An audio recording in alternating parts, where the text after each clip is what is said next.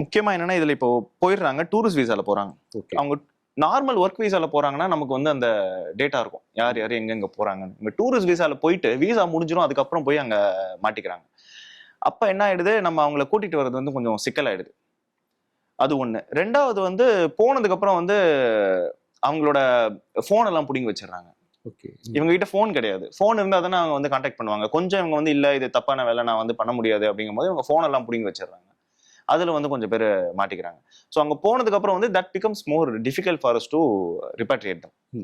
அதுதான் வந்து முக்கியமான ஒரு சேலஞ்ச் ஆக்சுவலா எங்களுக்கு. இதுல இன்னொரு சேலஞ்ச் என்னன்னா, முன்னாடி வந்து இது எப்படி ஸ்டார்ட் ஆச்சுன்னா, இங்க ஏதாவது ஒரு போலி ஏஜென்ட் இருப்பாங்க.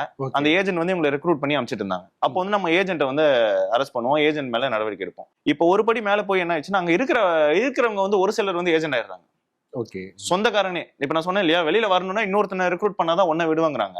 ஓகே. இவங்க என்ன பண்றாங்க, சொந்தக்காரங்களே வந்துட்டு சொந்தக்காரங்க ஃப்ரெண்ட்ஸே வந்து நீ வா, இங்க நல்லா இருக்கு, நீ வா, இது வந்து நல்ல வேலை தான், இது வந்து நான் தப்பிச்சா போதும் அப்படின்னு. ஆமா, இது ஜஸ்ட் கேமிங் ஜாப், இது ஒரு இது கேமிங் ஜாப்னு கூப்பிடுறாங்க. கேமிங் ஜாப் நீ வா, இது வந்து சும்மா இந்த இது ஆன்லைன் கேமிங் மாதிரி, நீ வா அப்படின்னு சொல்லி இவங்க அவங்கள ரெக்ரூட் பண்ணி கூப்பிடுறாங்க.